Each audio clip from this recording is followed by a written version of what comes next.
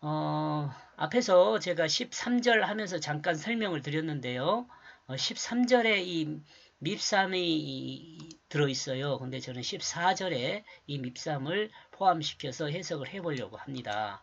밉삼은 향기로운이고요. 14절요. 미스마와 두마와 마사와 여기까지 끊었습니다. 왜냐하면 한 문장을 만들기 위해서 이렇게 저는 끄는 거예요. 지금 다 어떻게 설명을 하고 있냐면 그러나 향기로운 말씀을 듣지 않고 무거운 침묵으로 살았던 사람들이란 생각을 합니다. 이것은 또 반대로도 생각할 수 있어요.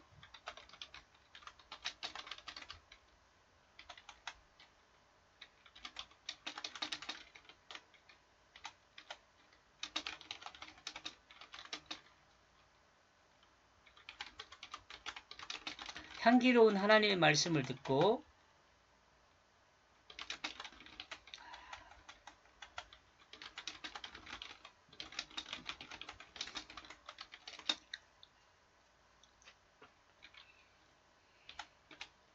이 다음에 설명이 나옵니다.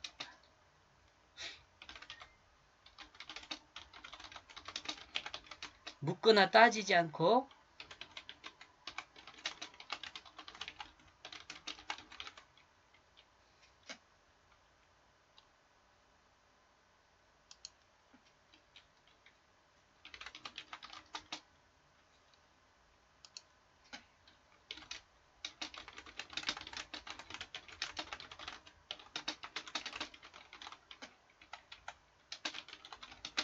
이렇게 한번 생각을 해볼 수도 있다는 거죠.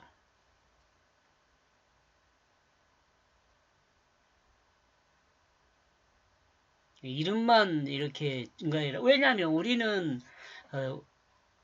이게 방언이잖아요. 방언. 우리한테는 잘 모르는 말이에요. 그냥 읽을 수는 있죠. 한글로 이렇게 밉삼이라고 해놨으니까 미스마라고 해놨으니까 두마라고 해서 마사라고. 이 방언인데요. 여기서 잠깐 방언을 설명을 할까요? 우리 보통 방언에 대한 논쟁이 많잖아요. 이 방언은 사실은 그렇게 막 논쟁할 것이 아니고 방언의 중요한 것은 성령이죠. 성령. 성령은 뭐라 그랬어요? 저는 성령을 의미로 이해합니다. 의미. 하나님의 의미. 하나님께서 우리 사람에게 전달하는 뜻이에요. 그러니까 사람이 성령을 받으면 방언을 하게 되잖아요. 근데 성령을 받은 사람이 방언을 하면 그것은 성경에 기록된 방언이에요. 다시 말하면 소리에 하나님의 뜻을 담은 방법을 갖고 있으면 그 사람은 방언을 할 줄 아는 사람이죠. 이 말 이해하시죠? 소리에 하나님의 뜻을 담은 사람.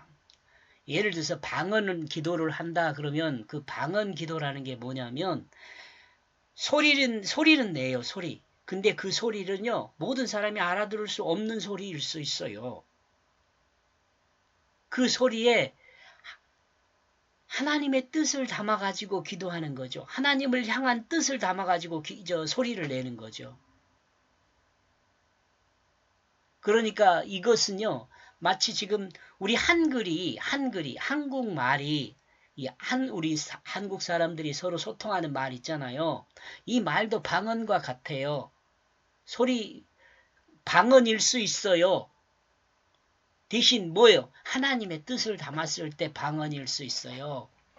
하나님의 뜻을 담지 않고 그냥 그 소리로만 하는 것은 그 방언 무용론자들이 말하는 그런 것에 해당돼 버려요.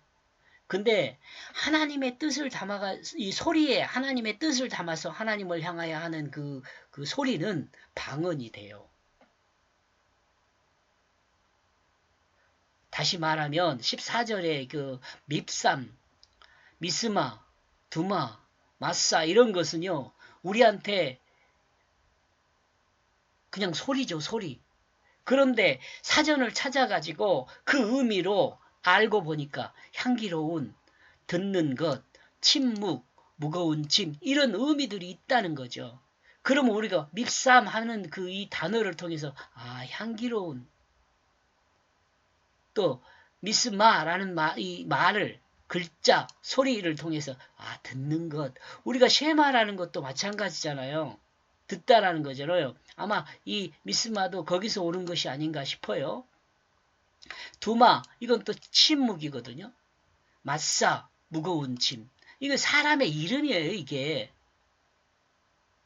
그냥 사람의 이름으로 그냥 아무 의미 없이 이렇게 우리에게 그냥 사람 이름만 마치 알아듣지 못한 방언처럼 준 것으로 이해하면 안 되는 거죠. 우리가 사전을 찾아보고 그래서 이게 어떤 의미인가를 알아서 그 의미를 우리가 알아들어야 하는 거죠. 그러니까 여러분 방언이 없다고 이렇게 막 무리하게 저는 무리한다고 무리한 설명이라고 이해해요. 방언이 있어요. 왜 방언이 없어요? 그런데 또 방언이 없다고 이야기하는 사람들을 거의 뭐 좀 무시할 수 없는 이유는 뭐냐면 이 사람 방언이 없다고 말하는 사람들은 뭘 설명하냐면 아무 의미 없는 소리 그것은 말이 안 된다는 거죠. 우리가 하나님을 향하여 기도할 때 하나님의 뜻을 담아서 내 자신의 뜻을 담아서 하나님을 향하여 드리는 기도 그때는 분명히 방언 기도죠. 제가 뭐 여기서 방언으로 기도를 하는 것을 녹음을 하고 뭐 그럴 필요는 없죠. 저도 뭐 방언을 하고 다 합니다만은 저는 정확히 이렇게 이해하고 방언합니다. 방언에요. 하나님의 뜻을 담아서 기도하는 거예요. 아주 자유롭게 기도할 수 있어요.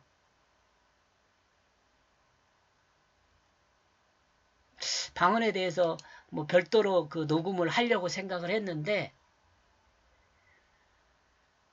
여기서 잠깐 설명하는 것으로 해보고 또 뭐 기회가 되어지면 성경 근거 들어서 뭐 이렇게 할 수도 있지만 그렇습니다. 이렇게 이 의미를 이렇게 우리가 지금 하나님 말씀을 우리가 의미를 받아들일 때 이렇게 받아들일 수 있다라고 이해합니다. 저는 예를 들면 지금 하나님의 향기로운 말씀을 듣지 않고 무거운 침묵으로 살았던 사람들이란 생각 만약 이것이 사실은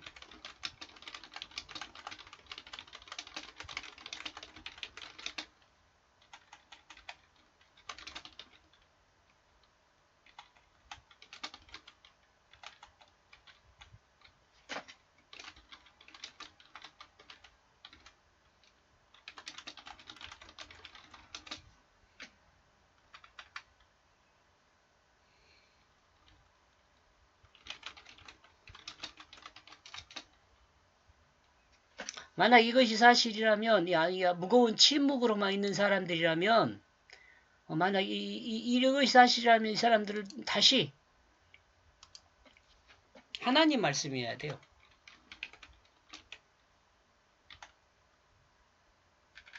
여기 성경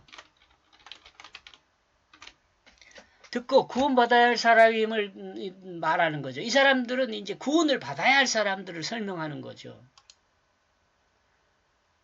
순종한 사람들이 되었다면 얼마나 좋겠어요. 구원받아야 할 사람들이니까. 하나님 말씀의 뜻에서 벗어난 사람이 제일 먼저 해야 할 것은 뭐예요? 말씀을 듣는 거예요. 그리고 자신의 뜻으로 따지지도 말고 침묵하고 자신의 마음의 부담을 가지고 하나님의 뜻을 받아들여야 합니다. 저는 이 말씀을 읽으면서 이런 생각을 하는 거죠. 이와 같은 생각을. 하나님 말씀의 뜻에서 벗어난 사람이 제일 먼저 해야 할 것은 하나님 말씀을 듣는 것이다. 그리고 자신의 뜻을 따르지 말고 침묵하고 자신의 마음에 침묵한다는 것은 자신의 뜻이 침묵하는 거죠. 자신의 마음의 부담을 가지고 하나님의 뜻을 받아들이는 것이다. 이 방언을 이해한 거죠. 이게. 공감하십니까?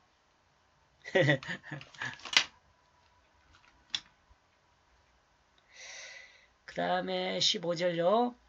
하닷과 대마와 여둘과 나비스와 게드마이다. 이것도 여러분 하나님 말씀이에요. 분명히 여러분 이거 하나님 말씀 아니다. 이것은 그냥 이름이다. 이렇게 가면 곤란해요. 이거 하나님 말씀이에요. 근데 우리에게는 하나님이 방언으로 말한 거예요. 방언. 우리가 알아들을 수 있는 소리나 문자가 아니에요. 그렇죠? 우리 한국 사람은 이거 알아들을 수 있어요. 근데 이거 저 사전을 찾아보고 이렇게 우리 선배들이 이렇게 잘 정리해 놓은 책들을 참고하면 이런 단어들이 무엇을 의미한지를 우리가 알 수 있게 해놨어요. 그러면 이걸 보고 알아듣는 거죠.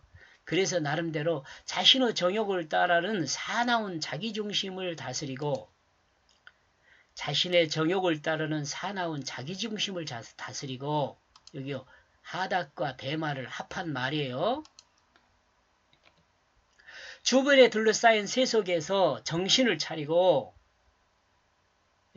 둘러싸인 저는 이걸 이제 우리를 둘러싸고 있는 건 세속이라고 생각하니까요. 나와 여러분이 살고 있는 곳은 세속에 살고 있잖아요.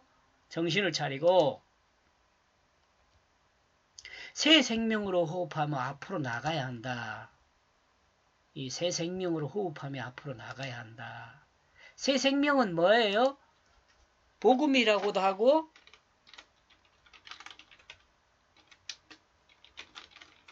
말씀이라고도 할 수 있어요. 여러분 이 성경을 읽으면서 또 혹시 제 이 글을 읽은다면 새 생명 그러면 바로 이렇게 연결시켜도 큰 무리는 없어요. 여러분이 목회자라면 이런 단어를 사용하는 데 있어서 성도들한테 잘 설명을 해야 돼요. 그래야 우리 목사님이 새 생명이라고 하는 그 말에는 복음과 말씀이란 말이 같이 이렇게 함의되어 있다라고 알아들을 수 있도록 해야죠. 그래야지 설교를 오해하지 않고 잘 알아들을 수 있어요. 교회를 개척해서 그 성도들과 이 말씀을 나누는 과정에서 꼭 필요한 것이 그 언어에 대한 통일이 대단히 중요해요. 언어에 대한 통일요. 여러분이 또 성도들이라면 여러분 목사님이 사용하는 그 언어들이 어떤 의미를 가진지도 좀 잘 주의 깊게 알아듣고 또 못 알아들었으면 목사님한테 물어봐야 돼요. 지금 제가 목사님한테 이 새 생명이란 말을 들었는데 이 새 생명이라고 말씀하실 때는 어떤 의미를 전달하는 것입니까? 라고 물어봐야 돼요. 여러분이 아는 지식으로 새 생명 그러면 뭐 새로 태어났는갑다 이렇게만 생각하지 말고 목사님이 설교 말씀을 통해서 전달하는 의미가 무엇인지를 잘 알아들어야 돼요. 그 뜻으로 알아들어야 돼요. 그래야지 하나님 말씀을 목사님이 이해한 그 하나님을 소개받을 수 있는 거예요.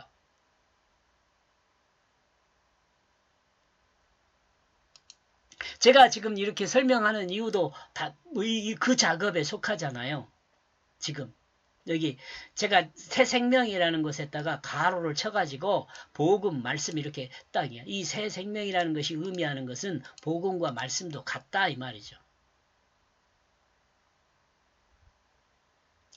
이스마엘 자손만이 아니라 이삭의 자손들도 마찬가지다. 이 땅에 사는 모든 사람은 이와 같은 과정이 있어야 한다. 자, 이와 같은 과정 설명합니다. 모든 사람은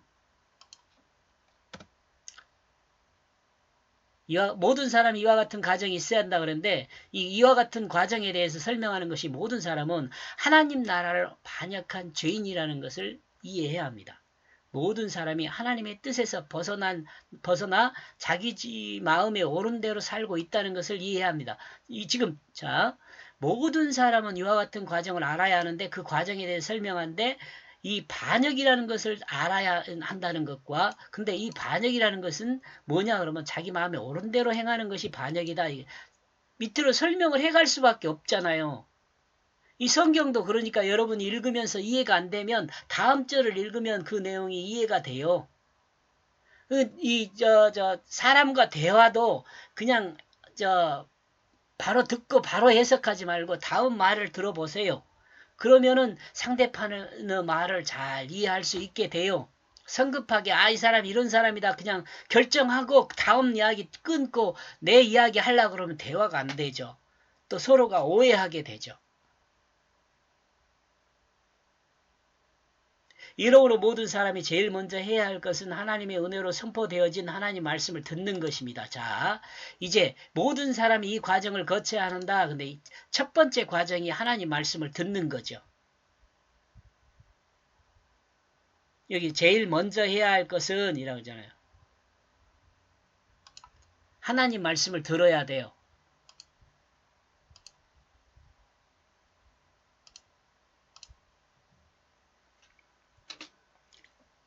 그리고 자신이 생각하러 말씀을 이해하지 말고 여기서 이제 여기 이라고 합시다. 자신의 이해한 말로 알아들으면 안 돼요.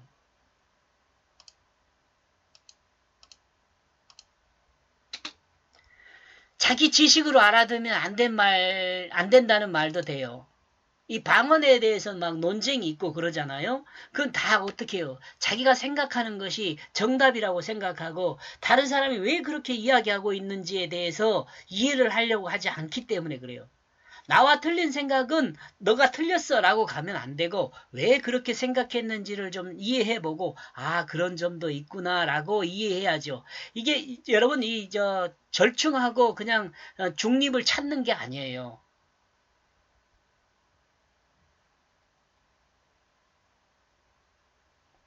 자, 이해했으면 이것을 어때요? 이 자신의 마음, 자신의 생각으로 말씀을, 자신의 생각으로 말씀을 이해하지 말고, 따지도 말고, 침묵으로 무겁다는 것은 딱 자기 마음에 무겁게 간직하는 거죠. 부담스럽게. 그 마음에 받아들여, 그 말씀이 전하는 뜻을 이해해야 한다는 거죠. 그 말씀이 전하는 뜻. 우리 인간과 대화할 때도 마찬가지예요. 집에서 가족들과 대화할 때도 마찬가지잖아요.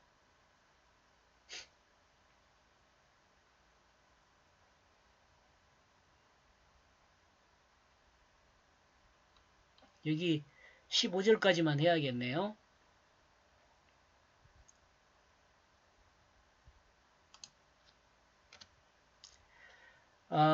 말씀이 전하는 뜻을 이해해야 합니다. 그리고 자신의 정욕을 따르는 이기심과 하나님 말씀의 뜻과 싸움이 있을 수 있습니다.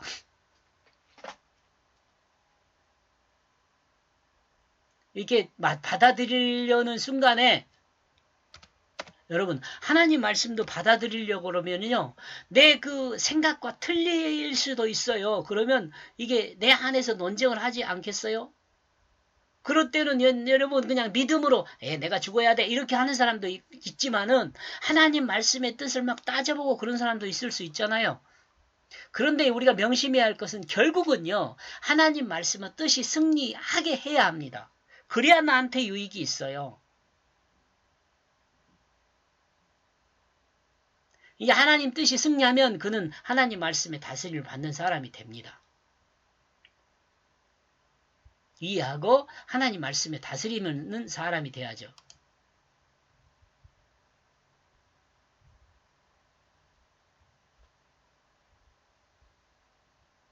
이 중요하겠죠. 하나님 말씀에 다스리는 사람이 된다는 거. 왜냐하면 이게 새 생명으로 사는 사람이거든요. 온전한 사람으로 기운을 차리고 하나님 앞에 살게 됩니다. 이와 같이 하나님 말씀의 뜻에 의하여 살게 된 사람이 뭐라고요? 성령의 사람이에요.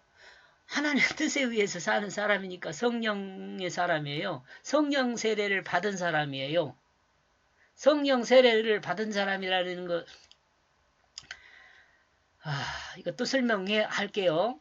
성령 세례라는 것은 뭐냐면, 세례 그러면 죽음을 이야기해요. 또 죽음을 이야기한다고 생각하면 돼요. 여기 세례에 대한 근거 말씀이 맨 처음에 어디서부터 시작되냐면 노아 홍수 그 물 있잖아요. 거기서부터 근거를 가지고 와요. 그리고 그 다음에는 출애굽하면서 요단을 건넌 아니 요단이 아니라 홍해를 건넌 거 있잖아요. 그것을 근거를 가지고 와요. 다 뭘 이야기해요? 죽음을 이야기해요. 그러니까 우리가 물세례를 받은 것은요. 하나님을 반역한 내가 죽어야 할 자임을 인정하는 거죠. 인정하는 것. 근데 성령 세례를 받은 것은 또 그럼 뭐냐면 생명을 이야기한다 그랬잖아요. 세례는. 앞에 물세례는 죽은 생명을 이야기하지만 이 성령 세례는 살아난 생명을 이야기해요. 살아난 생명. 이 살아난 생명은 뭘 말하느냐면 예수 생명으로 거듭난 것을 말해요. 아마 설명을 할 겁니다. 이러므로 성령 세례는 하나님 말씀으로 새 생명으로 거듭난 사람이라 할 것입니다.